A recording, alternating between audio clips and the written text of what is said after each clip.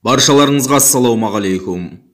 Елдегі биліктің бір тұтқасын қолында ұстаған кезінде Назарбаевтың досы болған Серікболсын Әбділдин ағамыздың былай дегені бар еді. Қарны аш, өзі жалаңаш, жұмысы жоқ жастар ешқашан патриот бола алмайды. Ал халықтың тұрмысының нашарлауының ең бірінші себебі жемқорлық, ұрлық. Қазақстан қазба байлыққа молынан бай, қазынасы көп еледік, бірақ билік пен маңайындағылар оның бәрін ұрлап түгесті.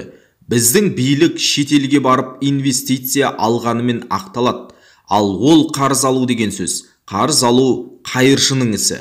Біздің сыртқы қарызымыз 170 миллиард болды.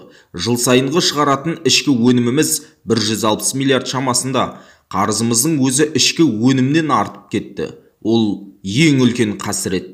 Ертең сол қарызды өтей алмасақ немен төлейміз? Жерімізбен, елімізбен төлеуге тура келуі мүмкін.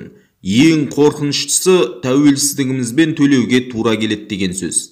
Назарбаев Қазақстанның бүкіл байлығын иемденіп, қожайыны болып алды. Шындап келгенде ол Қазақстанның байлығын, жер қойнауын миллиардтап ақша жинап алу үмітімен сатып жіберді. Мен бұған сенімдімін. Өз басым Назарбаевпен ешқандай жеке араздығым жоқ. Мені оның өтірік айтатыны ғана алаңдатады. Мүмкін дәлел керек дерсіз, бірақ Назарбаевтың өз уәделерін орындамай қойғанынан артық қандай дәлел керек? Кез келген уәдесінен тайқып шыға келеді. Бүкіл материалдық дәулетін заң жүзінде ешкім тиіспейтіндей етіп алса, бірдеңені дәлелдеп қайтемін. Егер адал еңбекпен тапқан байлығы болса, оны неге жасырады? Өзіміз егемендік алып, өз қолымыз өз аузымызға енді жетті дегенде, біздің мемлекетті ұрылар басқарып билікте отыр. Мұны Назарбаевтың өзі де жасырмайды. Оның орысша коррупция национальная проблема деп айтып қалғаны бар.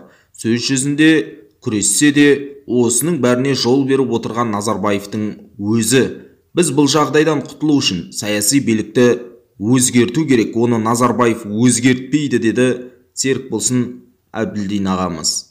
Бұл әрине кезінде билікте болып артынан оппозиция қатарына қосылған Серікболсын ағамыздың айтқан сөздері еді.